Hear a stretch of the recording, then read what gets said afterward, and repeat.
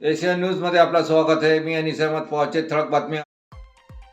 हाय security registration plate HSRPचे शुल्क व इतर राज्यात तुलनेत महाराष्ट्रामध्ये जास्त होत असून त्यावर फेरविचार करावा, तसेच याला मुदतवाढ मिळावी अशी मागणी हिंगोलीतील विराट राष्ट्रीय लोकमंच कौन्सिलचे संस्थापक अध्यक्ष शेख नईम शेखलाल यांनी मुख्यमंत्रीकडे निवेदनाद्वारे केली आहे. या प्रकरणी विराट राष्ट्रीय लोकमंच कौन्सिलच्या वतीने मुख्यमंत्री देवेंद्र फडणवीस यांना पाठविलेल्या निवेदनात म्हटले आहे की महाराष्ट्रात सन 2019 पूर्वीच सर्व वाहनांना हाय सिक्युरिटी रजिस्ट्रेशन प्लेट लावणे अनिवार्य केले आहे. सदर कार्यपूर्तीसाठी नागरिकांना 31 मार्च अखेर कालावधी देण्यात आली असून या कालावधी अपुरा असल्याचे वाटत आहे.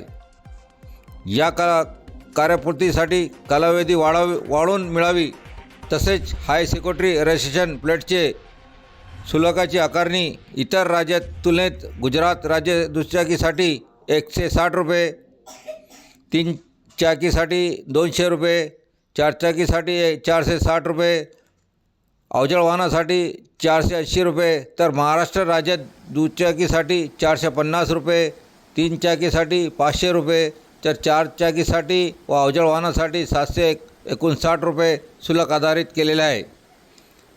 अशा प्रकारे हा सिक्युरिटी रजिस्ट्रेशन प्लेटच्या माध्यमातून महाराष्ट्रातील नागरिकांवर अन्याय होता असल्याचा आरोप विराट राष्ट्रीय लोकमंच कौन्सिलच्या वतीने करण्यात आला आहे. सदर प्लेटच्या शुल्कामध्ये कपात करावी, तसेच प्लेट लावण्याचा कालावधी वाढवण्यात येऊन महाराष्ट्रीय जनतेला दिलासा घ्यावा अशी मागणी विराट राष्ट्रीय लोकमंच कौन्सिलचे संस्थापक अध्यक्ष तथा राष्ट्रीय अध्यक्ष शेख नईम शेखलाल, राष्ट्रीय संचालक शेख नुमान नवीद नईम, शेख बासित, रवी जायसवाल, सतीश लोणकर, शाहनवाज हुसेन, साजिद खान व सर्व पदाधिकारी व कार्यकर्ता व स्वयंसेवक विराट राष्ट्रीय लोकमंच कौन्सिल हिंगोलीच्या वतीने निवेदनामध्ये म्हटलेलं आहे.